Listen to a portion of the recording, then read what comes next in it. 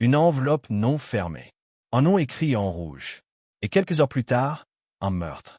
Bienvenue dans Mystère de Minuit France, je suis votre hôte Gustave. Agrandissons ce cercle d'amateurs de mystères, commentez ci-dessous et partagez d'où vous regardez. C'est toujours un plaisir de voir vos réponses. Maintenant, découvrons la vérité. C'était par un après-midi anormalement froid de début avril qu'Hercule Poirot reçut une enveloppe des plus singulières. Elle n'était pas arrivée avec le courrier quotidien, mais dans la main discrète d'un coursier en uniforme qui partit sans un mot, si ce n'est un signe de tête respectueux au grand détective et un rapide coup d'œil à l'horloge art déco de l'appartement de Poirot à Whitehaven Mansion. Poirot retourna l'enveloppe avec un froncement de sourcils dégoûté. L'écriture était nette, précise, mais totalement inconnue. Il n'y avait ni adresse de retour, ni nom d'expéditeur. Un seul mot, urgent. Griffonné à l'encre rouge pâle sur le rabat. Très inélégant, marmonna Poirot en le redressant. L'écriture est mesurée, mais oui, mais il y a de la nervosité dans les traits. L'auteur est soit craintif, soit il fait semblant. Il brisa le sceau avec un coupe-papier en argent, en extrayant délicatement le contenu. Une feuille de papier à lettres ivoire en sortit. Elle ne portait aucune signature, seulement un message, tapé d'une manière impeccable et machinale. Monsieur Poirot. Un meurtre aura lieu à Greystone Hall avant la fin de la semaine. L'enveloppe que vous tenez actuellement est marquée à cet effet. Vous devez venir. Vous devez les surveiller de près. Celui qui mourra ne sera pas la seule victime. Un ami de la justice Poirot. House les sourcils. Mon Dieu! Juste à ce moment-là, son compagnon de longue date, le capitaine Arthur Hastings, entra dans la pièce, enlevant les taches de pluie de son manteau. On dirait que tu as vu un fantôme, Poirot, dit Hastings en regardant le détective. Pas un fantôme, Hastings. Une promesse. Une promesse de mort. Hastings prit la lettre des doigts tendus de Poirot et la lut 2 fois, puis leva brusquement les yeux. Greystone Hall, c'est dans le Surrey, n'est-ce pas? Appartient à la famille Faversham, une vieille maison pleine d'argent et de portraits poussiéreux. Quel genre d'avertissement est-ce? Poirot croisa les doigts. Le genre qu'on ne peut ignorer. Ce n'est pas le ton d'une farce, non, c'est écrit avec trop de précision. Remarquez, pas de rançon, pas d'appel à l'aide, seulement l'inévitabilité. Le meurtre est annoncé comme un lever de soleil. Cela heurte mon sens de la symétrie. Hastings jeta un nouveau coup d'œil à l'enveloppe. L'enveloppe que vous tenez maintenant est marquée pour cela. Qu'est-ce que cela signifie, à votre avis? Poirot se leva de sa chaise, enlevant une tache de poussière invisible de son revers. Cela signifie, mon ami, que nous devons aller à Greystone Hall. Mais pas en simple visiteur. Nous y allons en observateur de l'âme humaine. Car quelqu'un joue là-bas avec la mort. Et moi, Hercule Poirot, je n'apprécie guère les meurtres orchestrés avec fracas. Hastings poussa un soupir résigné. Et je suppose que cela signifie faire nos valises. Poirot hocha la tête avec un sourire satisfait. En effet. Mais nous ne devons pas arriver en chasseurs, Hastings. Non, nous serons des jardiniers silencieux, observant les mauvaises herbes poussées parmi les rosiers. Dehors, les nuages londoniens s'accumulaient en couches de plus en plus épaisses. Mais les petites cellules grises de Poirot avaient déjà commencé leur tempête silencieuse. Le trajet jusqu'à Greystone Hall fut enveloppé d'une bruine persistante, un voile de brume ondulant sur la campagne comme le souffle d'un être endormi et sur le point de se réveiller. Alors que la voiture s'engageait dans la longue allée de gravier bordée de chênes couverts de lichen, Hastings jeta un coup d'œil par la fenêtre, admirant l'imposant édifice de pierre qui se dressait devant eux, un bâtiment mi-château, mi-prison, dont les fenêtres à meneaux brillaient comme des yeux méfiants. Poirot, impeccablement vêtu comme toujours, se tenait droit et alerte, une légère ride entre les sourcils. Il avait à peine parlé pendant le trajet, si ce n'est pour faire remarquer qu'il ne devait arriver ni trop tôt pour réveiller les soupçons, ni trop tard pour ne pas remarquer les premières fissures dans la façade. À présent que le manoir s'étendait, il ajusta ses gants et hocha la tête. Hastings, une maison aux nombreux secrets. On la voit immédiatement. Greystone Hall dégageait l'impression d'une richesse établie depuis longtemps, une richesse qui ne se vante pas, mais qui exige la déférence. Le lierre s'accrochait à la pierre comme s'il avait toujours fait partie de l'architecture. La porte d'entrée, une grande structure noire ornée d'un lourd heurtoir en laiton, s'ouvrit avant qu'Hastings puisse lever la main. Un homme d'une 60aine d'années, sec comme du parchemin et 2 fois plus raide, les accueillit d'une légère révérence. Monsieur Hercule Poirot. Capitaine Hastings. Lady Faversham vous attend. Poirot inclina la tête. Merci, monsieur. Et vous? Grigg, le majordome. Un homme qui gardait ses opinions cachées derrière une inclinaison de tête appropriée, pensa Poirot.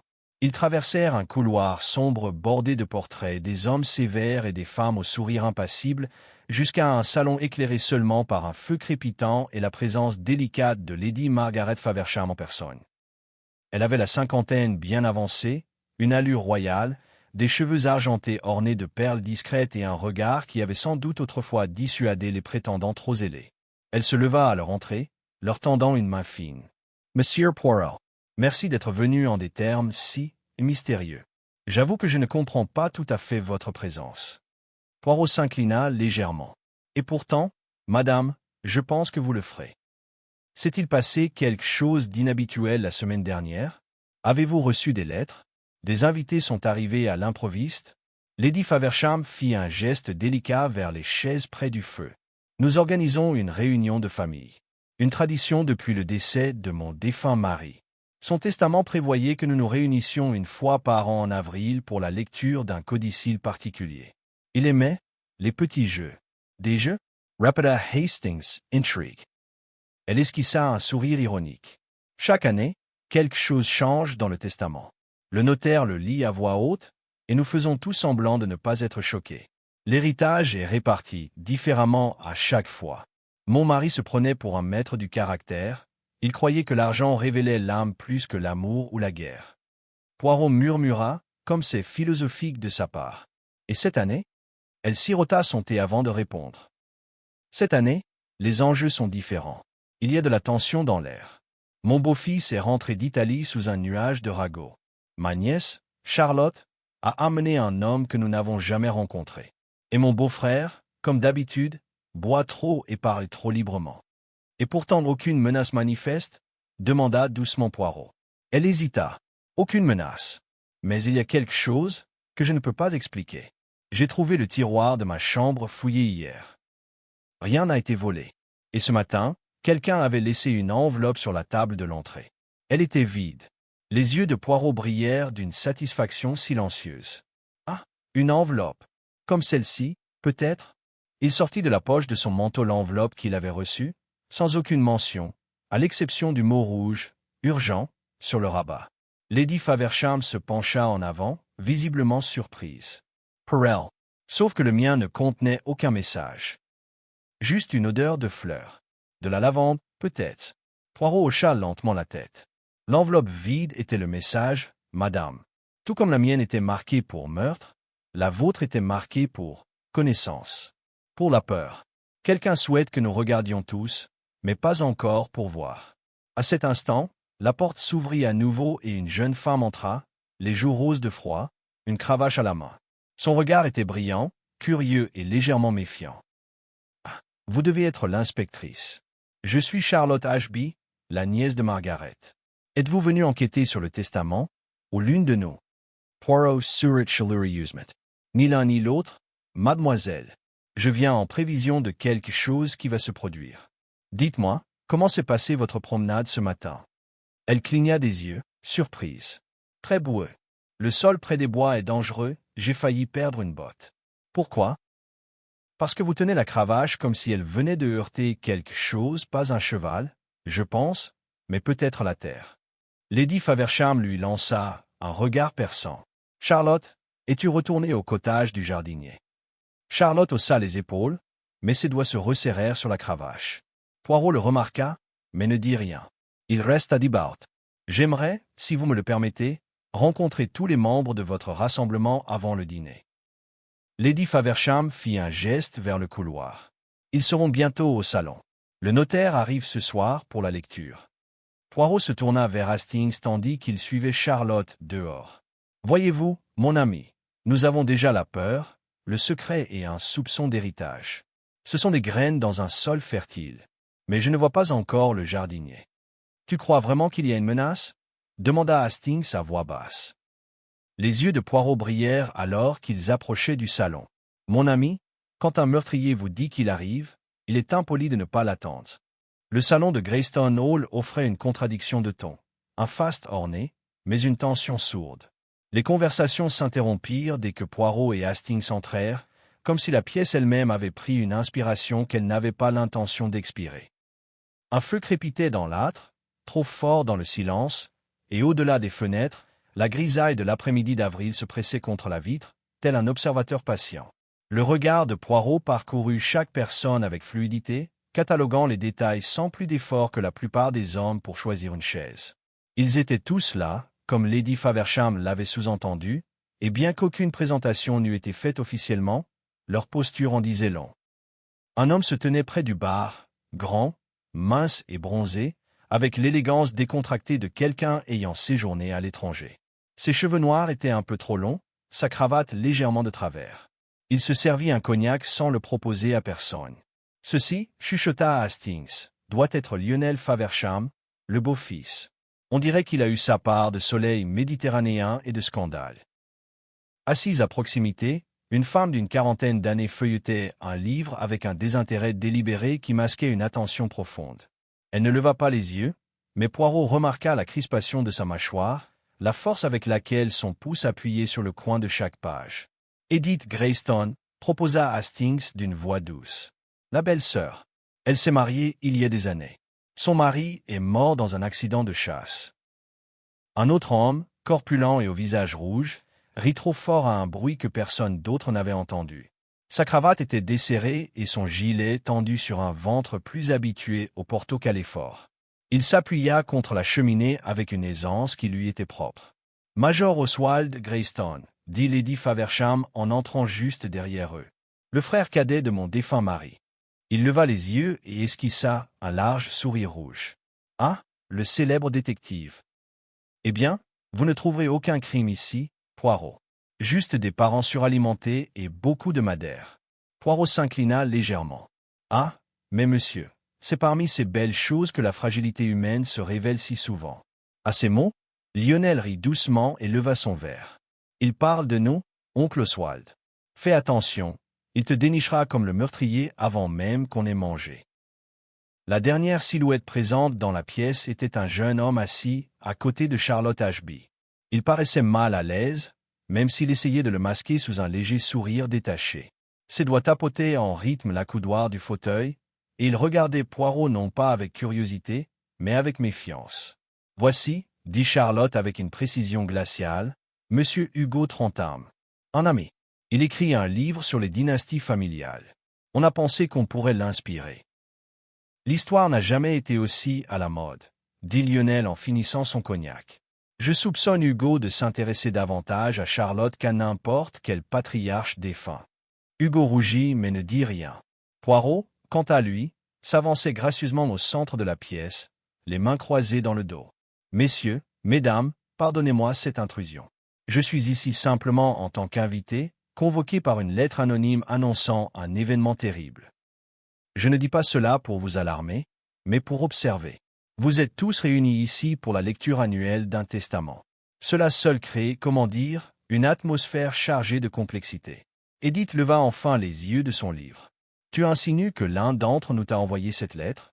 Poirot haussa un sourcil. « Je suggère simplement que quelqu'un craint ce qui pourrait arriver. Et cette crainte, je le soupçonne, n'est pas infondée.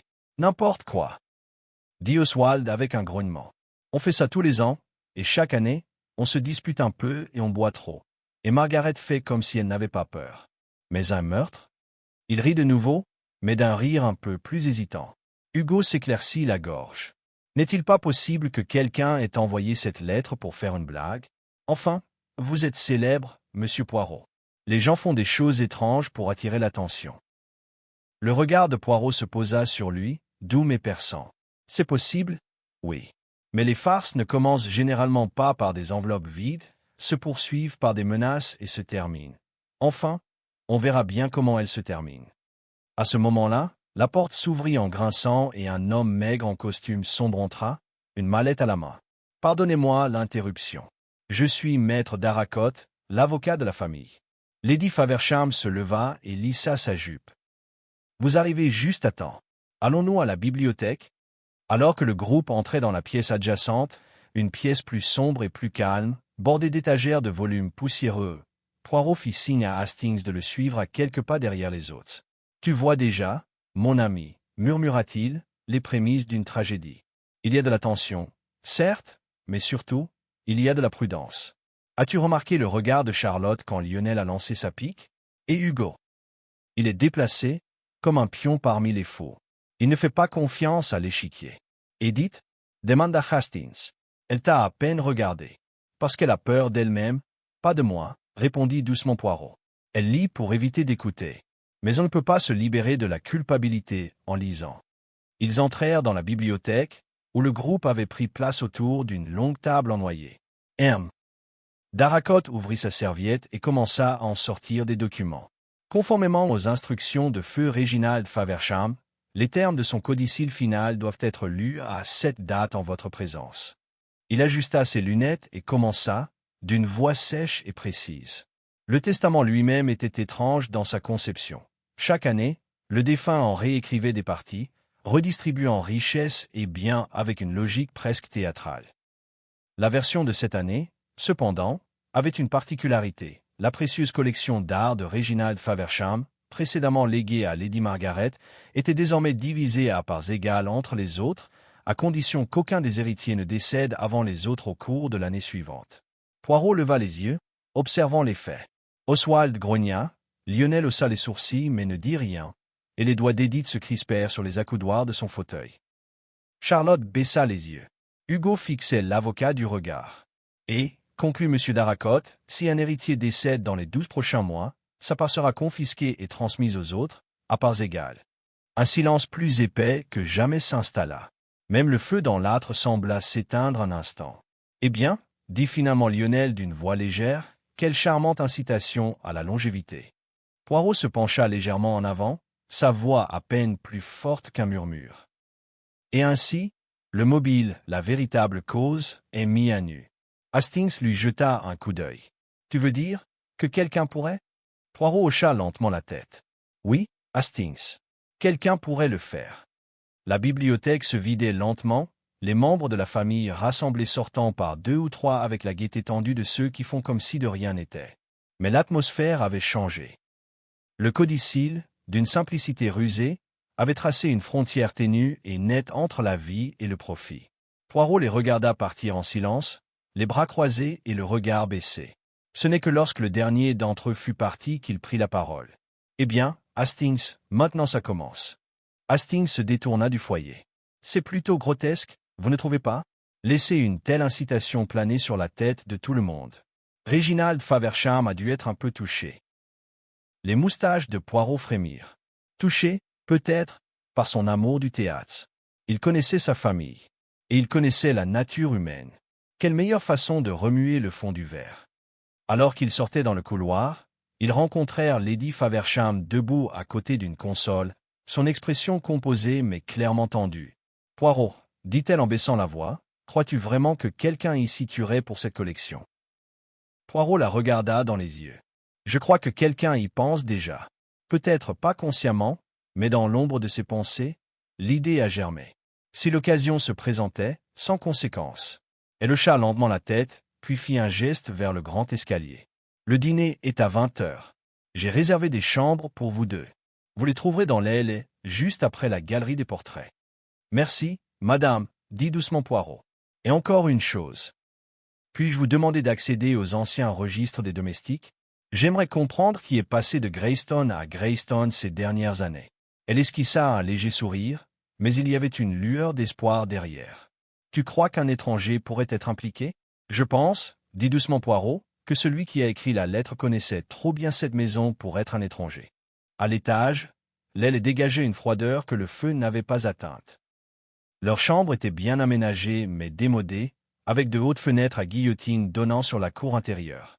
Poirot déballa méthodiquement ses affaires, plaçant ses pantoufles parfaitement parallèles US le lit, puis disposa ses brosses à cheveux et son eau de Cologne sur le lavabo avec une précision géométrique. Hastings, quant à lui, jeta un coup d'œil dans le couloir. « C'est plutôt étrange, vous ne trouvez pas? Tous ces portraits qui nous regardent fixement. Comment a-t-elle appelé ça? La galerie ?» Poirot le rejoignit, observant le long couloir qui s'incurvait doucement vers la droite. Les murs étaient en effet tapissés de portraits, certains majestueux, d'autres étrangement intimes, comme si le sujet avait été pris dans un moment de réflexion intime. Ses ancêtres, murmura Poirot, nous observent encore. Les morts le font souvent. Mais ce soir, Hastings, je m'intéresse davantage aux vivants. Ils se sont changés pour le dîner et sont descendus peu avant 8 heures, accueillis par le tintement des verres et le murmure des conversations. La salle à manger était chaleureuse et opulente, avec une longue table cirée dressée sur de la porcelaine bordée d'or et une lueur vacillante aux bougies. Une composition florale au centre répandait un parfum agréable mais écœurant, délice, au parfum intense. Poirot en prit note discrètement. Tandis qu'il prenait place, il se plaça juste en face de Lionel et à côté d'Edith, qui ne lui lança même pas un regard. Hugo s'assit à côté de Charlotte, au fond, et Oswald, déjà rouge d'ivresse, présida au rôti de faisan avec la joie d'un homme persuadé que la nourriture et le vin survivraient à l'héritage. La conversation fut d'abord légère. Un voyage, la récente vague de froid, une pièce de théâtre à Londres. Poirot resta silencieux, sirotant son vin et observant. De temps à autre, un regard croisait le sien. Une lueur d'intérêt réservé, de suspicion, de calcul.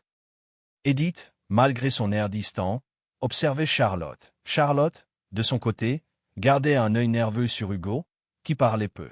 Lionel était détendu, charmant même, mais Poirot saisit l'instant où il prit le sel, et avant de le lui passer, goûta du doigt un flocon sur le bord de la cave. « Je soupçonne déjà le poison », murmura plus tard Poirot à Hastings. Ou peut-être simplement un habitué des jeux.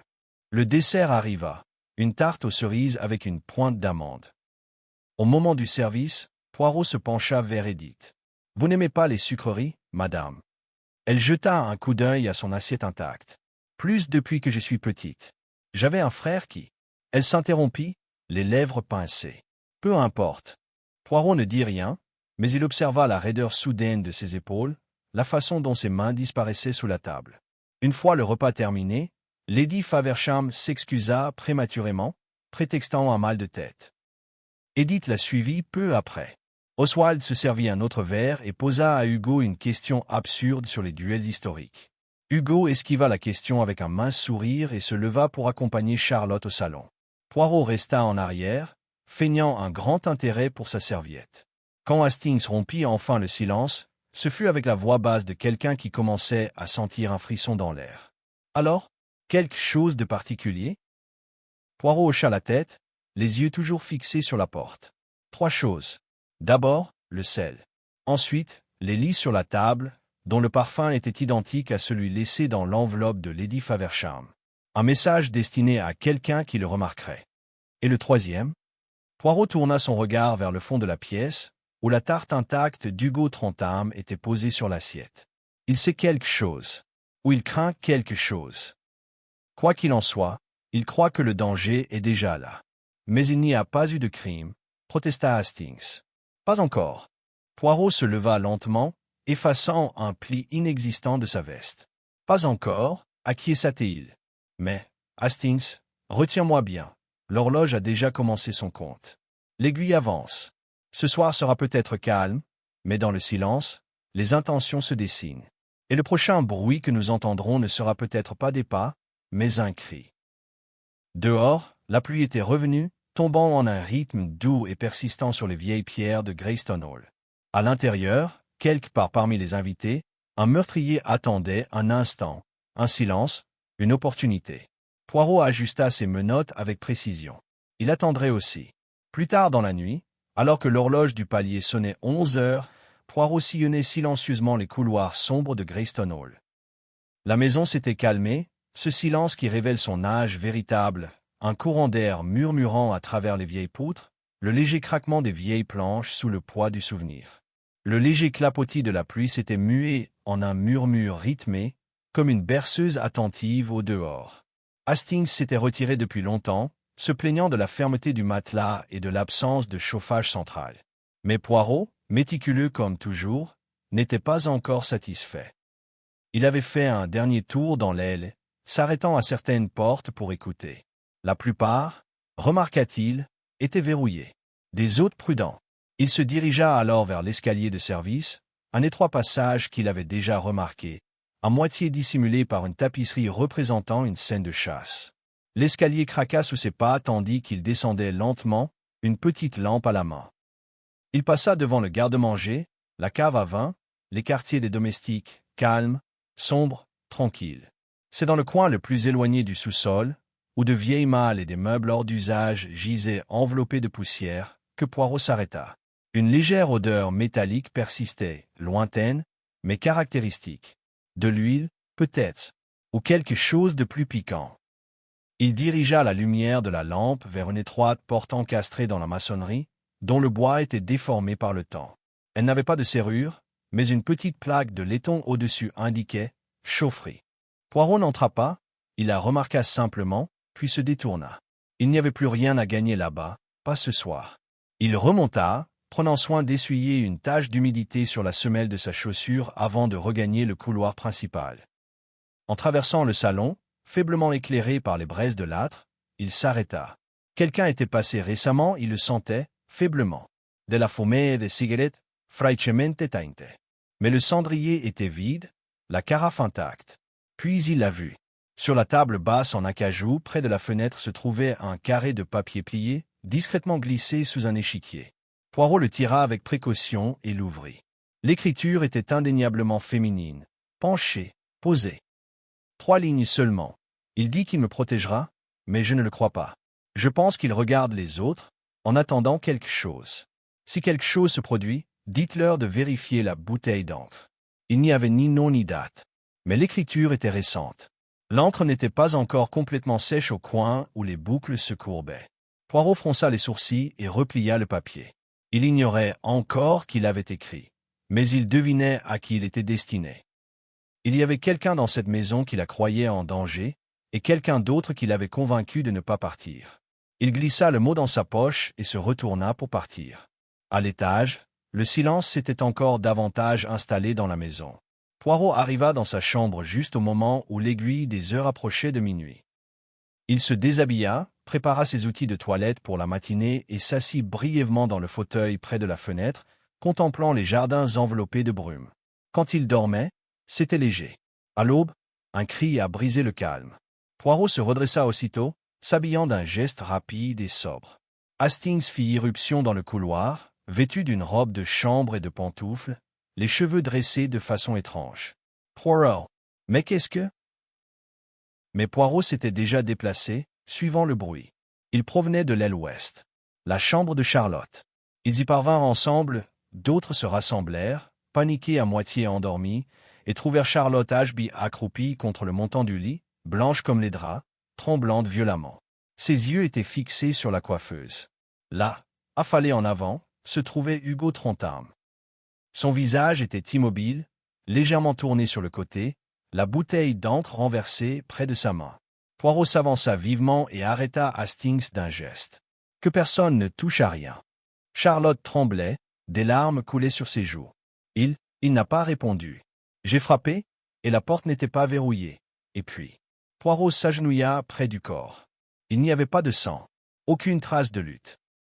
Seul l'encrier renversé, le buvard trempé et un stylo plume décapuchonné tombèrent juste sous la main droite d'Hugo. En y regardant de plus près, Poirot remarqua l'angle particulier du stylo. Il n'était pas tombé, il avait été posé, juste comme il fallait. Il observa la bouteille d'encre plus attentivement. Aucune odeur étrange. Mais il plongea un doigt dans la flaque noire sur le bureau et l'approcha de son nez.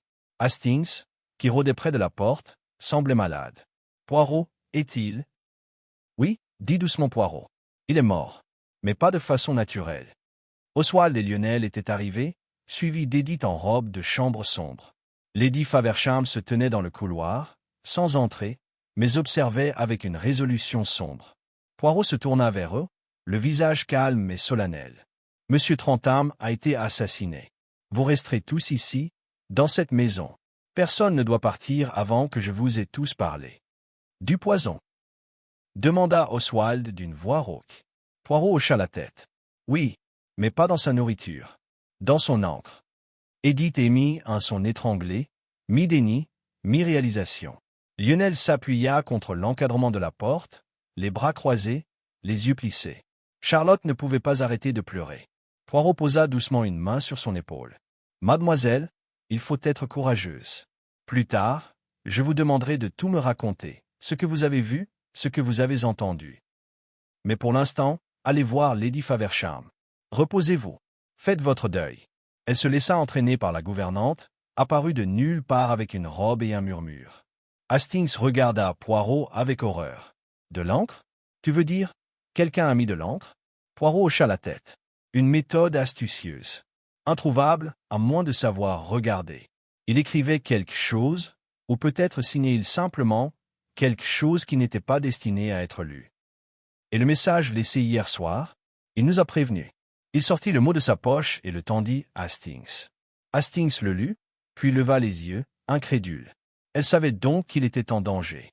Non, Hastings, dit doucement Poirot, observant l'orage qui se préparait sur chaque visage dans le couloir. Elle savait qu'elle était en danger. Mais il a essayé de la protéger. Peut-être en distrayant le tueur. Ou en se plaçant entre elle et les soupçons. Un grondement sourd de tonnerre éclata à l'extérieur tandis que le ciel cédait la place à une pluie plus forte. Poirot se tourna pour leur faire face. L'un d'entre vous a écrit cette lettre. L'un d'entre vous a laissé une enveloppe marquée « Mort ». Et maintenant, l'un d'entre vous a tué un homme avec de l'encre. Sa voix était ferme, inébranlable. Mais je vous le dis, Hercule Poirot découvrira la vérité. Et le prochain nom accusé de meurtre sera connu avant que le tueur ne frappe à nouveau. Le corps d'Hugo Trentham fut transporté dans l'un des plus petits cabinets d'études, où il fut placé sous la stricte instruction de Poirot de ne pas y toucher jusqu'à l'arrivée des autorités locales. Mais Poirot savait pertinemment que les preuves médico-légales seraient minces, voire totalement disparues à l'arrivée du gendarme rural. Si le poison avait été administré par l'encre, il ne laisserait derrière lui que du mystère, pas d'empreinte digitale. Il retourna au salon, Hastings à ses côtés. Un feu avait été allumé, plus par rite que par nécessité, et la gouvernante avait disposé le thé, intact. Les invités non, les suspects avaient reçu l'ordre de rester à proximité. Edith était assise près de l'âtre, le regard sombre et indéchiffrable, tandis qu'Oswald arpentait la pièce, les mains derrière le dos, marmonnant de temps à autre des choses concernant des procès et des scandales publics. Lionel se penchait dans le coin le plus éloigné, les bras croisés, la posture détendue mais le regard perçant. Lady Faversham, autrefois posée, paraissait maintenant distante, son regard se portant souvent sur le candélabre éteint comme si elle voulait le faire parler. Poirot prit place au centre de la pièce avec une autorité tranquille. « Monsieur Trentham est mort », commença-t-il calmement, et d'un acte délibéré. « Une chose est sûre, il n'a pas ingéré le poison par accident, ni de sa propre main. Quelqu'un dans cette pièce, quelqu'un qu'il connaissait, l'a tué. » Oswald grogna, « Et nous devons juste rester assis ici pendant que tu devines lequel d'entre nous c'était ?»« Je ne devine pas, Major, » répondit Poirot froidement. « Et Dois. J'élimine. Et avec le temps, je révèle. »« Pourquoi Hugo ?» demanda soudain Edith à voix basse. Il n'avait aucun héritage, aucun droit sur la succession, aucun droit de sang sur cette maison. Poirot se tourna vers elle, inclinant légèrement la tête. « Exactement. Ce qui fait de lui, en théorie, une victime de meurtre des plus gênantes. Il se situait hors du cercle des mobiles. Par conséquent, sa mort était soit une erreur, soit un message. » Charlotte les avait rejoints, assise à l'écart, les mains serrées sur ses genoux. Elle paraissait pâle, épuisée, mais son regard était dur. « J'ai trouvé une lettre, » dit-elle doucement, « dans la poche du manteau d'Hugo. Je ne savais pas si je devais la montrer à quelqu'un. » Elle le tendit à Poirot. Il l'accepta d'un hochement de tête et l'ouvrit avec précaution. L'écriture était celle d'Hugo, il avait commencé une lettre adressée à quelqu'un nommé C, jamais terminée. C. Tu dois partir avant ce soir. Je l'ai observé trop longtemps pour en douter. Il sait, il a l'enveloppe. Si tu restes, tu seras entranedans. Promets-moi de partir, avant la tombée de la nuit. Plus de jeu. Poirot le lut 2 fois avant de le plier avec précision et de le glisser dans sa poche. Il savait, dit-il doucement, et il a essayé de la protéger. Me protéger? La voix de Charlotte se brisa. De qui? Pourquoi quelqu'un? Parce que c'est toi qui étais destiné à mourir, dit Poirot. Je crois qu'Hugo s'en doutait. Peut-être a-t-il intercepté quelque chose, peut-être a-t-il simplement vu ce que nous autres n'avons pas vu. L'enveloppe t'était destinée. Lady Faversham poussa un soupir. Mais pourquoi? Quelle raison pourrait-il bien y avoir? C'est ce qu'il nous faut découvrir. Mais avant de parler de motivation, clarifions l'opportunité. L'encre a été empoisonnée hier. Ce qui signifie que quelqu'un a eu accès au bureau ou aux affaires personnelles d'Hugo, et que quelqu'un savait qu'il utilisait une bouteille d'encre spécifique. Il n'était pas dans sa chambre, murmura Charlotte. Il écrivait toujours à la bibliothèque. Il disait que c'était la plus lumineuse le matin. Nous devons donc supposer que la bouteille a été trafiquée à cet endroit, dit Poirot. Et cela signifie que le tueur s'attendait à ce qu'Hugo écrive quelque chose, ou peut-être a-t-il laissé quelque chose pour l'Y inciter. Hastings hocha la tête. La lettre que tu as trouvée sous l'échiquier, c'était peut-être l'appât. Exactement, mon ami. Ce n'était pas signé. C'était pour attirer. Le regard de Poirot parcourut à nouveau la pièce, s'arrêtant un instant sur chaque visage. Il y a plus. L'écriture sur ce mot, en cas de problème, vérifiez l'encrier, n'est pas celle de Charlotte, ni celle de Lady Faversham, ni celle d'Edith. Il se tourna brusquement vers Lionel. « Monsieur, avez-vous déjà reçu une lettre de Charlotte Ashby ?» Lionel cligna des yeux. « Oui, je crois. Au printemps dernier. Pourquoi? J'aimerais le voir. »« Tu crois que c'est moi qui ai écrit ce mot ?» s'exclama Lionel d'un ton moqueur. « Pourquoi avertirais-je quelqu'un que j'avais l'intention de tuer? Pour éloigner les soupçons, bien sûr. Ou peut-être craignez-vous suffisamment quelqu'un d'autre dans cette maison pour tenter d'intervenir indirectement. » Lady Faversham se leva, la voix anormalement tendue. « Cela suffit. C'est absurde. » Lionel ne. « Non, madame, répondit doucement Poirot. Ce n'est pas absurde. C'est nécessaire. Quelqu'un est mort. Nous ne pouvons pas nous permettre le réconfort des suppositions. Edith se leva alors, brusquement et avec une force surprenante. Il n'était pas la cible, dit-elle. Vous ne comprenez pas? Hugo n'était pas censé mourir. Il est mort parce qu'il a touché quelque chose qu'il n'aurait pas dû. Quelqu'un d'autre était la victime visée, mais il est arrivé le premier. Poirot se tourna vers elle, les yeux légèrement plissés. Et qui croyez-vous être la véritable cible, madame? Edith hésita un instant. Puis, Charlotte.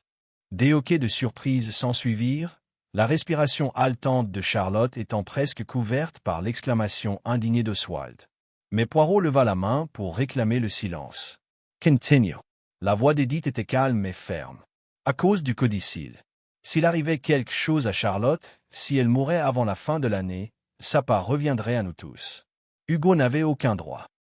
Mais s'il savait que quelqu'un complotait quelque chose. Poirot hocha lentement la tête. Oui, ça va. Et il observait toujours, ajouta-t-elle. Il observait tout le monde. Il écoutait. Trop, pensaient certains. Poirot s'inclina légèrement. Merci, madame. Vous venez de nous rapprocher de la vérité. Hastings se pencha tandis que le silence revenait dans la pièce. Et maintenant? Maintenant? Dit Poirot en se dirigeant déjà vers la porte, j'examine la bouteille d'encre. Pas seulement son contenu, mais aussi son emplacement. Ensuite, je parlerai à la gouvernante. Les gens discrets voient souvent ce que les plus bruyants ratent. Il marqua une pause, puis se tourna vers les suspects rassemblés. Mais d'abord, laissez-moi vous dire ceci.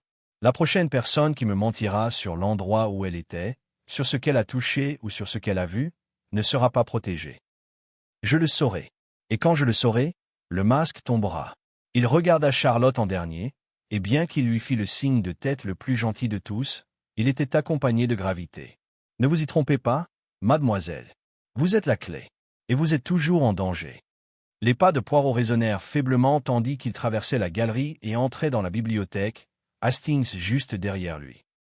La porte grinça sur ses gonds, et la lumière matinale commençait à filtrer par les hautes fenêtres, projetant de longues ombres sur le tapis perçant et le lourd bureau en noyer où Hugo Trentame s'était si souvent assis pour écrire. L'air sentait la cire et le parchemin, mais sous cette odeur persistait quelque chose de plus chimique, faible, acide et déplacé. Poirot se dirigea directement vers le bureau. Tout était resté tel quel la veille, à l'exception du corps. L'encrier trônait au centre. Entouré de taches sèches et des restes d'un buvard, les bords imprégnés de noir. Poirot ne toucha rien au début. Il resta debout, la tête légèrement penchée, à contempler la scène comme un tableau dont les coups de pinceau demandaient à être déchiffrés. « Le stylo est ordinaire, murmura-t-il. Mais regarde, Hastings, vois comme le flacon d'encre n'a pas été simplement renversé. Il a été heurté, 2 billets. Le buvard en a absorbé un peu, certes, mais pas assez pour compenser cette éclaboussure. Cela nous indique qu'Hugo était déjà hésitant lorsqu'il l'a attrapé. Une faiblesse soudaine. Hastings jeta un coup d'œil par-dessus son épaule. N'aurait-il pas remarqué un goût étrange si l'encre avait atterri sur ses lèvres? Poirot surit faiblement. Ah, mon ami, tu oublies comme on se touche facilement les lèvres quand on est plongé dans ses pensées. Un doigt sur la bouche, distrait. Ou imagine. Il écrivait un mot, trempait la plume, léchait la pointe pour faire couler l'encre. C'est une vieille habitude, et dangereuse, comme on le voit. Il fouilla prudemment dans sa poche et en sortit un mouchoir, qu'il utilisa pour soulever la bouteille d'encre du bureau et examiner son dessous. Quelques minuscules taches brunâtres étaient visibles, des traces de doigts mal effacés. L'expression de Poirot s'accentua. Il y avait urgence. Le tueur a placé l'encre empoisonnée à la hâte. Ce qui suggère, a ajouté Hastings, qu'il n'avait pas planifié cela longtemps à l'avance. Juste comme ça, c'était de l'improvisation, ou du désespoir. Poirot remit la bouteille et se dirigea vers l'étagère la plus proche. Parmi les rangées de livres, ses doigts s'arrêtèrent sur un petit volume relié en cuir, légèrement de travers. Il le fit glisser, il était vierge à l'intérieur, à l'exception d'un nom gravé sur la couverture intérieure d'une écriture gracieuse. H30 Observation, avril. En tournant quelques pages, Poirot plissa les yeux. Les notes étaient brèves, codées presque par le ton, les impressions d'un observateur sur chaque personne présente dans la maison. Certaines étaient incomplètes, d'autres elliptiques. Par exemple, il évite le contact visuel. Il se touche la gorge lorsqu'il est nerveux. Quelque chose se cache sous le chagrin. LF surcompense. Rit quand on le met au défi. Observe Charlotte. De retour dans le couloir, ils rencontrèrent la gouvernante, Madame Kettle, qui portait un plateau de linge vers l'aile ouest. Poirot l'arrêta d'un signe de tête polie. « Madame, un mot, si vous me le permettez. » Elle posa le plateau. « Bien sûr, monsieur. Depuis combien de temps travaillez-vous ici? » 23 ans. Depuis avant le décès de monsieur Réginald. Alors tu connais le rythme de cette maison. Dis-moi, as-tu vu quelqu'un entrer dans la bibliothèque hier soir après le dîner? Elle hésita. Après le dîner? Oui, monsieur. Je montais l'escalier de service et j'ai vu mademoiselle Edith entrer. Elle n'est pas restée longtemps. 10 minutes, peut-être. Et avant ça, monsieur Trentham a fait des allers-retours presque toute la soirée. Il avait son carnet sur lui. Il semblait agité. Poirot hocha lentement la tête. Et quelqu'un tout court, s'est-il particulièrement intéressé aux clés du bureau? Ou a-t-il demandé où étaient rangés ses objets? Les yeux de la gouvernante se levèrent. Seulement monsieur Lionel. Il y a 2 jours, il a demandé où nous gardions l'encre de réserve. Il a dit qu'il aidait monsieur Trentham à rédiger quelque chose. Poirot et Hastings échangèrent un regard. « Tu es sûr? » demanda Poirot. « Absolument. Je l'ai récupéré moi-même. Au bureau d'écriture. » Poirot la remercia et continua son chemin. Une fois hors de portée de voix, Hastings s'exclama. « Alors, ce doit être Lionel. » Il avait accès à l'affaire, il avait un mobile. Il tirerait profit de la mort de Charlotte. Et de celle d'Hugo, s'il s'en mêlait. Peut-être, dit prudemment Poirot. Mais la méthode, ça dénote quelqu'un de nerveux. Et Lionel, malgré son charme, n'est pas négligent. Il aime le contrôle. Mais ce mot que Charlotte a trouvé, il dit qu'il me protégera. Mais je ne le crois pas, ça concerne sûrement Lionel.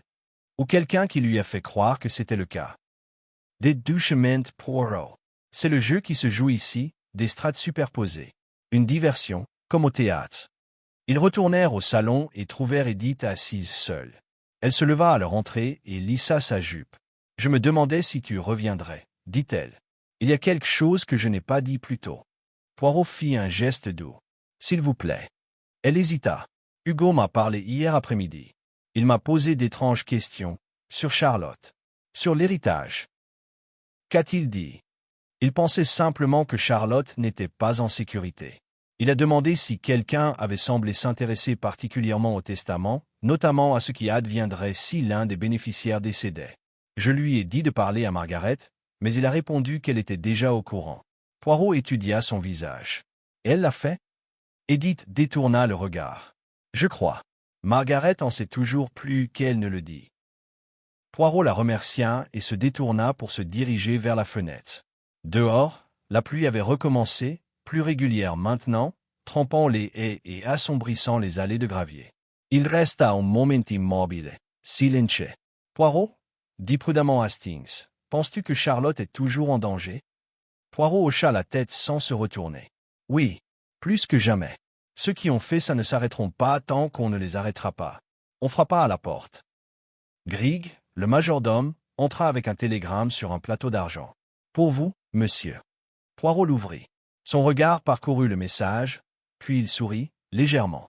Qu'est-ce que c'est? Demanda Hastings. Poirot plia le télégramme avec soin. Confirmation. Du chimiste de Londres. Le flacon d'encre a été trafiqué et le poison, un dérivé alcaloïde. Sans goût, quasiment introuvable. Alors on est proche, dit Hastings. Ça le prouve. Poirot se tourna vers lui, les yeux brillants. Oui, Hastings. Nous sommes très proches. En vérité, elle est assise juste devant nous, voilée, mais le voile est mince. Encore un pas, et nous verrons son visage. Il marqua une pause, puis ajouta d'une voix douce. Ce soir, je parlerai à Charlotte. Seule, et je crois qu'elle me dira tout. Si elle vit assez longtemps pour le faire. Il était 9 heures passées lorsque Poirot traversa le couloir pour rejoindre le petit salon où Charlotte avait accepté de le retrouver. La maison était redevenue silencieuse, comme si la mort avait laissé un silence derrière elle. La pluie zébrait les fenêtres, et son bruit contre les carreaux donnait à la maison un rythme étrange, tel un métronome comptant à rebours vers quelque chose d'invisible. Charlotte était déjà là lorsqu'il entra, assise près de la cheminée, les mains serrées autour d'une tasse de thé refroidie depuis longtemps. Elle ne leva pas les yeux tout de suite. Poirot, toujours aussi doux avec les personnes fragiles, prit place en face d'elle et attendit. Elle leva enfin les yeux. « Tu crois que c'était pour moi ?» demanda-t-elle. « Qu'est-il arrivé à Hugo ?» « Oui, » répondit simplement Poirot. « Je crois que c'était son intention. Il s'est mis en danger pour quelqu'un d'autre. Peut-être sciemment. » Elle détourna le regard, un frisson lui parcourant les épaules. Il a dit des choses étranges. La veille de sa mort. Que quelqu'un se cachait derrière la gentillesse. Que si je faisais confiance à la mauvaise personne, ça me coûterait tout. Est-ce qu'il a nommé quelqu'un? Non. Sa voix était à peine plus forte qu'un murmure. Il n'arrêtait pas de répéter. Ne te laisse pas entraîner. Il compte sur ton silence. Poirot se pencha légèrement en avant, d'un ton calme mais résolu. Charlotte, tu dois m'aider maintenant. Il y a quelque chose que tu sais, quelque chose que tu crains. Il ne s'agit pas seulement d'Hugo. Tout a commencé bien avant sa mort, n'est-ce pas? Elle hésita, les yeux pétillants. Puis, lentement, elle hocha la tête. J'ai reçu une lettre, dit-elle. Il y a un mois. Pas d'adresse de retour. Juste 2 lignes. Ne fais pas confiance à l'homme qui sourit. Il a plus à perdre que toi. Je ne savais pas ce que ça voulait dire, mais j'ai pensé que ça pouvait être à propos de Lionel. Et pourquoi lui? Parce qu'il est toujours charmant, toujours calme, même quand les choses tournent mal. On dirait qu'il veut contrôler chaque pièce où il se trouve. Et je l'ai vu en colère, une fois. Une seule fois. C'était terrifiant. Il ne criait pas. Il regardait juste quelqu'un comme s'il était déjà mort. Poirot resta assis en silence, l'observant attentivement. Qui était cette personne? Demanda-t-il. Edith. Charlotte posa la tasse de thé sur la table, les doigts tremblants. C'était l'année dernière. Il pensait que personne ne pouvait les entendre. Lionel lui a dit quelque chose, doucement, froidement. Elle a tressailli, et il l'a attrapée par le bras. Il a dit quelque chose comme « Si tu me gâches tout ça, je gâche tout ce qui te reste. » Poirot resta immobile. A-t-elle répondu? Non. Elle le fixait simplement, comme si elle était habituée. Pourquoi n'as-tu jamais rien dit? Parce que je ne voulais pas m'en mêler. Je pensais que c'était à propos de l'héritage. Les interminables disputes autour du testament de Réginald. Tout le monde a des secrets ici, monsieur Poirot. Je ne pensais pas que les miens comptaient. Il poussa un léger soupir de compassion. Mais c'est toujours le cas, mademoiselle. Les secrets sont comme des graines. Laissés trop longtemps, ils se transforment en poison. Elle le regarda, soudain bouleversée. Tu crois que Lionel a tué Hugo? Les yeux de Poirot se plissèrent légèrement. Je pense que Lionel est capable de beaucoup. Mais soyons précis. Il a peut-être placé l'encre, ou il a peut-être laissé quelqu'un d'autre le faire, pensant que cela servirait ses intérêts. Ce qui compte maintenant, c'est qui a profité de la mort d'Hugo et de la vôtre. Charlotte se rassit, le visage pâle. Je crois. Je crois qu'Edith a peur de lui. Et Lady Faversham, elle détourne toujours le regard. Elle sait quelque chose, mais elle ne veut rien dire. Poirot se leva lentement. Tu dois rester dans ta chambre ce soir. Verrouille la porte. Si quelqu'un frappe, ne réponds pas. Charlotte de glutted difficilement. Même si c'est toi. Poirot lui adressa un sourire doux et rare. Surtout si c'est moi. Il la laissa là, silencieuse et immobile, la lueur du feu dansant sur ses grands yeux. De retour dans le hall principal, il trouva Hastings qui l'attendait juste devant le bureau, une feuille pliée à la main. Ceci a été glissé sous la porte de la bibliothèque, dit Hastings d'un ton sombre. C'est pour toi. Poirot l'ouvrit. L'écriture était serrée, presque délibérément soignée. Vous pensez que vous comprenez, mais ce n'est pas le cas. Il s'est mêlé de ses affaires. Il s'est mis en travers de son chemin. Mais il faut quand même la faire taire. Elle sait des choses qu'elle ne devrait pas savoir. Si vous vous souciez vraiment d'elle, faites-la taire.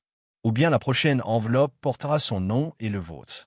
Poirot le lut 2 fois, puis le plia avec une précision chirurgicale et le glissa dans sa poche. Son expression était devenue parfaitement figée. Une menace, dit Hastings. Claire comme le jour. Non, mon ami, dit doucement Poirot. Une erreur. Une erreur de calcul, née de la panique. Il se tourna vers l'escalier. On est tout près. Le masque tombe. En as-tu assez pour les affronter? Pas encore. Mais j'en ai assez pour les provoquer. Il monta l'escalier avec une rapidité inhabituelle, se dirigeant non pas vers sa chambre, mais vers celle de Lady Faversham. La porte était entr'ouverte, et elle était assise devant sa coiffeuse, se brossant les cheveux d'un geste lent et posé. « Margaret !» dit doucement Poirot. Elle leva les yeux, surprise, mais pas surprise. « Tu sais, n'est-ce pas ?» demanda-t-il. « Ce n'est peut-être pas toute la vérité. Mais tu as vu quelque chose. Tu as choisi de te taire. » Elle posa soigneusement la brosse. « J'ai fait une promesse, dit-elle. À Réginald.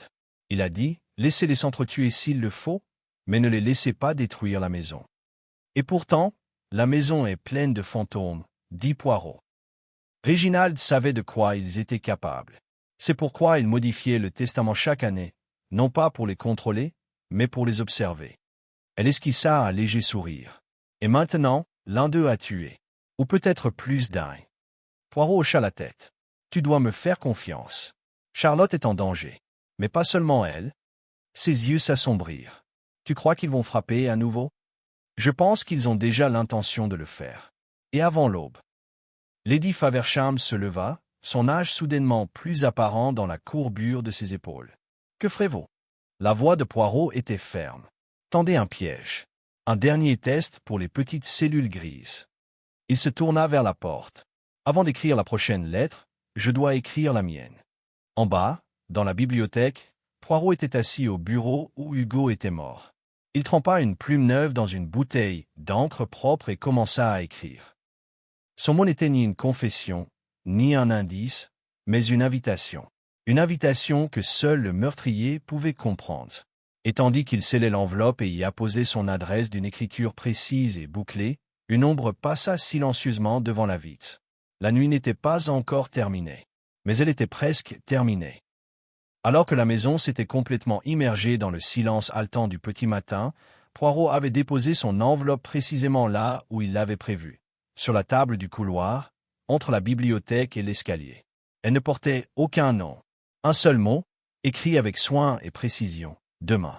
Puis il retourna dans l'aile et attendit, mais pas dans sa chambre. Il se posta silencieusement derrière un paravent sculpté juste au-delà de la cage d'escalier, dissimulé à la vue mais offrant une vue dégagée sur la table en contrebas. Hastings, bien que réticent à recourir à un tel subterfuge, avait accepté de rester dans sa chambre, prêt à intervenir si on l'appelait.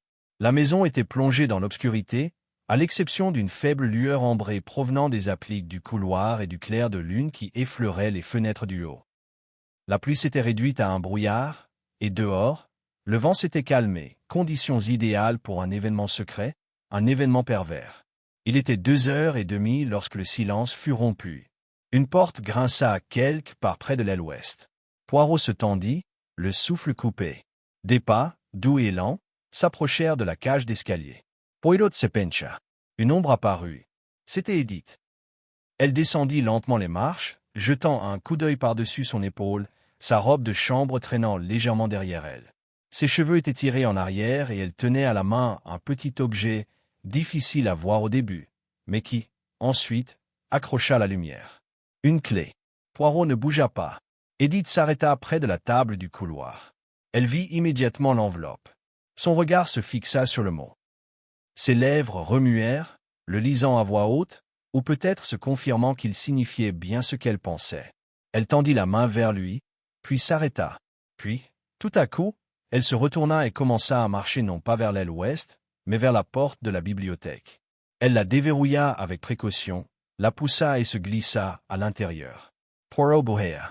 Il descendit l'escalier aussi silencieusement que ses chaussures vernies le lui permettaient.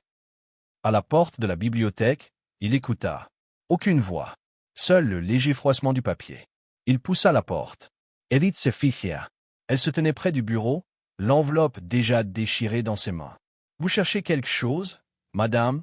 demanda doucement Poirot. Elle se retourna et resta silencieuse un instant. Puis, presque sans émotion, elle tendit l'enveloppe ouverte. Il n'y a rien à l'intérieur. C'est tout à fait exact, dit Poirot. Il n'y en a jamais eu. Son but n'était pas d'informer, mais de provoquer. Sa main s'abaissa. Tu attendais. Oui, dit-il simplement. Je savais que quelqu'un reviendrait sur les lieux. Quelqu'un qui avait besoin de savoir si j'avais découvert la vérité. Quelqu'un qui craignait qu'un nom ait pu être inscrit dans cette enveloppe. Elle le regarda, à la faible lumière de la lampe, les rides sous ses yeux semblèrent s'approfondir. Tu penses que j'ai empoisonné Hugo? Je crois. Dit Poirot en entrant lentement dans la pièce, que vous avez porté un fardeau pendant longtemps. Et maintenant, ce fardeau est devenu trop lourd. Elle s'assit alors, lourdement, comme si son corps avait finalement décidé de se rendre. Ce n'était pas censé se passer comme ça, dit-elle. Il n'aurait jamais dû mourir. Poirot ne dit rien. La voix d'Edith était plus posée. C'est Lionel qui a commencé. Il m'a dit que Charlotte gâcherait tout. Que si elle héritait, il serait impuissant, coupé du monde. Réginald lui en a toujours voulu pour ce qui est arrivé à sa mère.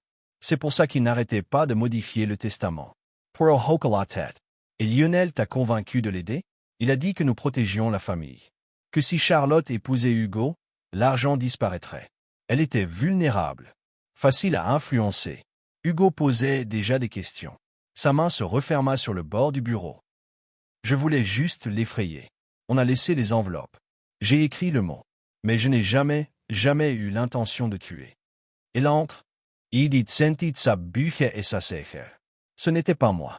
J'ai vu Lionel à la bibliothèque ce soir-là. Tard. Je lui ai demandé ce qu'il faisait, et il m'a répondu qu'il écrivait à son notaire. Mais il n'y avait rien dans la corbeille à courrier le lendemain matin. Les yeux de Poirot s'assombrirent. Et tu n'as pas osé te manifester. J'avais peur. Il savait des choses sur moi, des choses que je lui avais confiées des années auparavant. Je pensais pouvoir garder le contrôle. Mais Hugo a dû voir quelque chose. Et quand Lionel a compris qu'il protégeait Charlotte, elle leva les yeux, la culpabilité visible sur son visage. Hugo est mort parce que j'ai hésité. J'ai aidé à construire le mur derrière lequel Lionel se cachait. Poirot lui lança un long regard mesuré. Puis il dit, vous raconterez le reste à la police. En détail. Elle hocha la tête. Est-ce que Lionel est réveillé? Elle hésita. Il dort comme un mort. Enfin, j'espère qu'il dort encore. Poirot se dirigea vers la porte. Non, madame. Celui qui dort vraiment, c'est Hugo. Mais Lionel, il est sur une ligne dangereuse. Et ce soir, je crois qu'il pourrait tenter de la franchir à nouveau.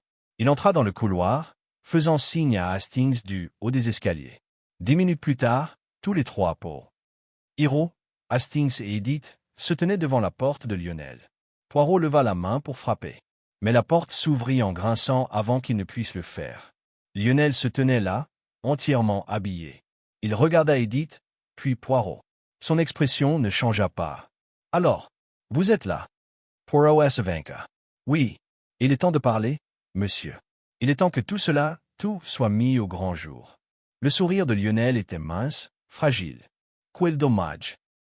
Je commençais à apprécier l'obscurité. Il s'est écarté. Et Poirot entra, sachant que la fin était désormais très proche. Lionel referma la porte derrière eux avec un calme presque théâtral, puis traversa la pièce pour se servir un verre. Sa robe de chambre avait été abandonnée, remplacé par une chemise impeccable et une cravate légèrement nouée.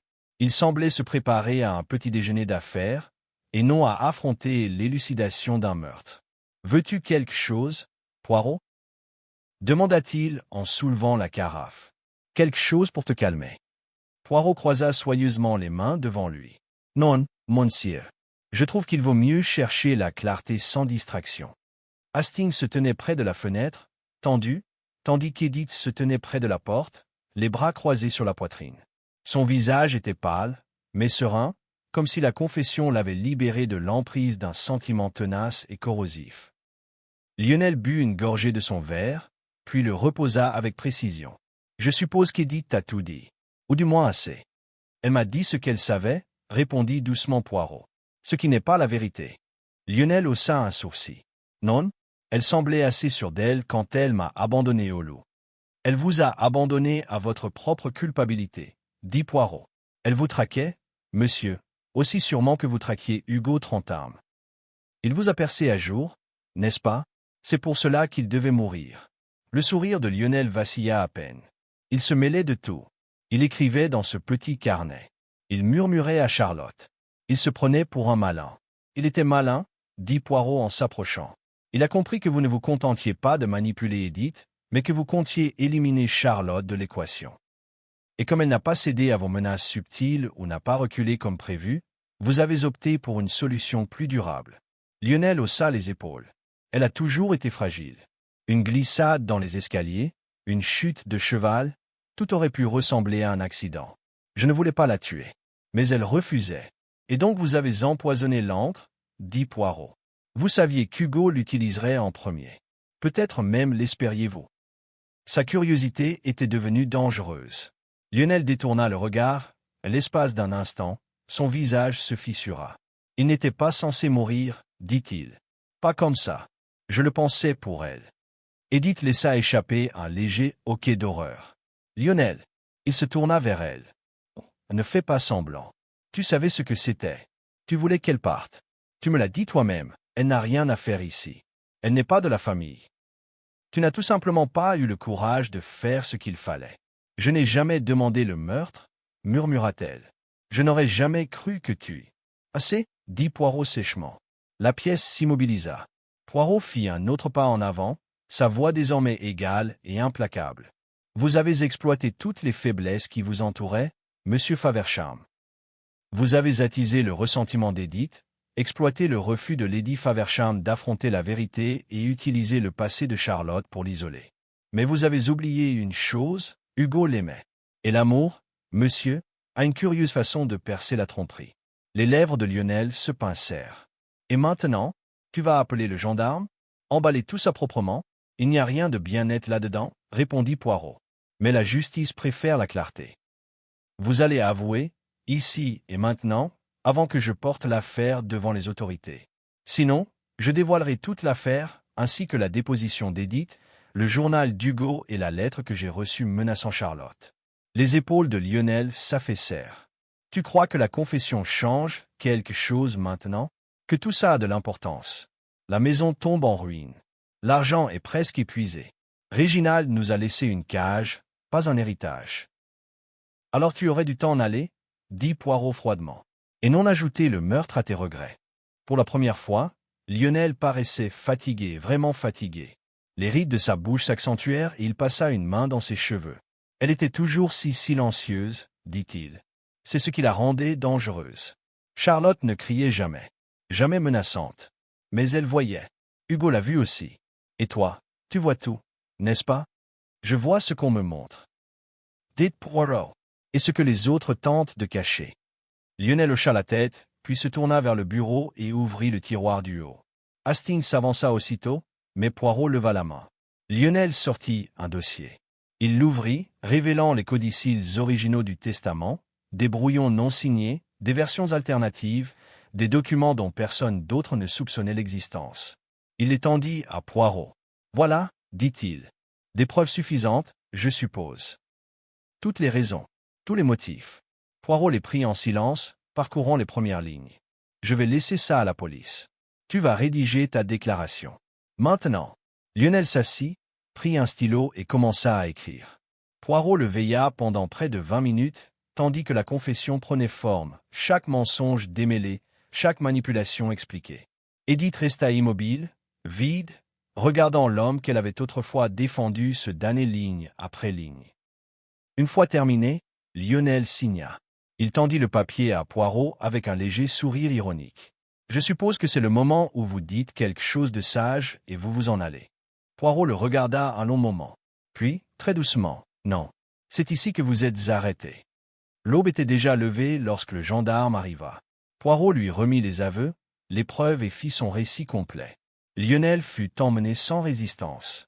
Edith ne le regarda pas partir. Plus tard dans la matinée, Poirot se tenait dans le jardin avec Charlotte. La pluie était passée. L'air était calme et pur. Le printemps, timide mais inévitable, commençait à fleurir. « Je suis désolé pour Hugo, » dit-elle doucement. Poirot inclina la tête. Il était courageux, mademoiselle. Il ne s'est pas détourné face au danger. Il a essayé de vous protéger. Vous devez vous en souvenir. Je vais. Elle regarda le jardin, les yeux clairs maintenant, bien que bordés de rouge. Est-ce que ce sera suffisant? Est-ce que quelque chose redeviendra un jour sûr? Poirot offrit un sourire rare et sincère. Peut-être pas aujourd'hui. Peut-être pas demain. Mais la vérité, mademoiselle, c'est que cela a le don de rétablir l'équilibre, même dans une maison aussi sombre que Greyston Hall. Elle ne dit rien, mais le silence entre eux n'était plus pesant. Alors que Poirot se retournait pour partir, Hastings le rejoignit sur le chemin de gravier. « Eh bien, » dit Hastings, « une autre affaire résolue. Et plus une seule empreinte de pas. » Poirot glausa. « Non, Hastings. Seulement les cœurs et les ombres qu'ils projettent. » Ils descendirent ensemble l'allée, tandis que derrière eux, les fenêtres de Greyston Hall captaient la lumière du soleil levant. Et pour la première fois depuis des jours, la maison resta silencieuse, non pas de peur, mais de paix. 2 jours s'étaient écoulés depuis l'arrestation de Lionel Faversham, et Greyston Hall avait commencé à s'installer dans un silence nouveau, non pas le silence tendu et étouffant des secrets, mais le doux calme qui suit une tempête. Lady Faversham s'était retirée dans une solitude digne, parlant peu mais souvent aperçue seule dans le parc. Edith restait dans la maison sous surveillance policière, n'étant plus suspecte, mais visiblement accablée par le rôle qu'elle avait joué. Charlotte Ashby, quant à elle, semblait transformée. Bien que son deuil pour Hugo fût réel et profond, la peur qui hantait son visage s'était dissipée. Elle ne bronchait plus devant les ombres. Elle avait passé une grande partie de la matinée dans le jardin, et lorsque Poirot la retrouva là, elle leva les yeux avec une expression calme qui le surprit. « Ils ont envoyé un message de la part de la sœur d'Hugo, » dit-elle doucement. « Elle vient s'occuper des préparatifs. Je resterai jusqu'à son arrivée. » Poirot hocha discrètement la tête. « Vous êtes courageuse, mademoiselle, et peut-être, pour la première fois ici, en sécurité. » Charlotte hésita. « Est-ce que ce sera suffisant? Lionel paiera-t-il vraiment pour ce qu'il a fait? Il a avoué, et les preuves sont largement suffisantes pour le condamner. Mais la justice, comme je le dis toujours, n'est pas seulement une punition, c'est une question de clarté. Les mensonges sont terminés.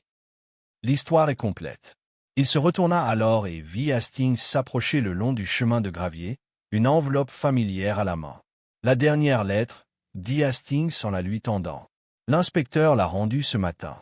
J'ai pensé que vous voudriez la revoir. » Poirot prit l'enveloppe, la première lettre, celle qu'il avait convoquée à Greyston Hall. Il la retourna, les yeux fixés sur le mot unique écrit à l'encre rouge, « Urgent ». Il le garda un instant, puis leva les yeux. « Tu te souviens de ce que j'ai dit quand j'ai reçu ça, Hastings? Tu as dit que l'écriture était nerveuse. Trop précise. Comme si elle avait été écrite par quelqu'un faisant semblant de ne pas avoir peur. »« Oui, » dit Poirot en soulevant le rabat. « Et maintenant, je comprends pourquoi. » Il sortit le mot à l'intérieur et le posa sur le banc à côté de Charlotte. Elle se pencha pour le relire. Ses sourcils se froncèrent. « Ce n'est pas Lionel qui l'a écrit, a-t-elle dit. « Non. » acquiesça Poirot. « C'est Hugo qui l'a écrit. » Charlotte leva les yeux sous le choc. « Hugo t'a fait venir. » Oui. Il craignait ce qui allait arriver. Il avait déjà commencé à soupçonner Lionel, mais il ignorait à quel point le danger était proche. Il ne faisait pas confiance aux autorités locales. Alors il m'a envoyé la lettre. Mais pourquoi ne pas le signer? Parce qu'il savait que le tueur verrait probablement l'enveloppe avant moi, voire l'intercepterait. Il n'a donc écrit que l'essentiel. Il a parié que je viendrais quand même. Et bien sûr, sourit faiblement Poirot, il a bien joué. Charlotte baissa les yeux et resta longtemps silencieuse. Lorsqu'elle parla, sa voix était très douce. Je ne savais pas qu'il avait fait ça. Il ne me l'a jamais dit. Poirot posa doucement une main sur son épaule. C'est la nature de l'amour discret, mademoiselle. Il protège sans demander de remerciements. Ils restèrent assis là un moment de plus en silence, jusqu'à ce que Poirot se lève, enlevant avec précaution une tache de poussière de son revers. Je crois, Hastings, dit-il en se tournant vers le sentier, qu'il est temps que nous retournions à Londres. Oui, répondit Hastings.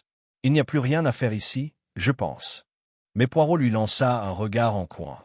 Au contraire. J'ai l'intention de passer la soirée à ranger mes blaireaux.